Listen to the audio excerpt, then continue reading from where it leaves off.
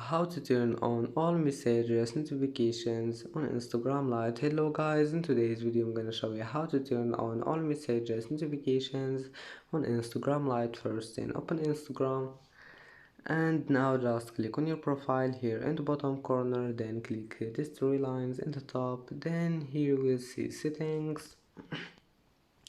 Now click notifications and then click this one, direct messages and calls. And as you see here, you will find this one, messages, and if you want to turn it on, just select on and go back, it will be saved. And as you see, that's how to turn it on. And that's it for today's video. Don't forget like and don't forget subscribe, and thank you for watching this video until the end, and see you in the next video.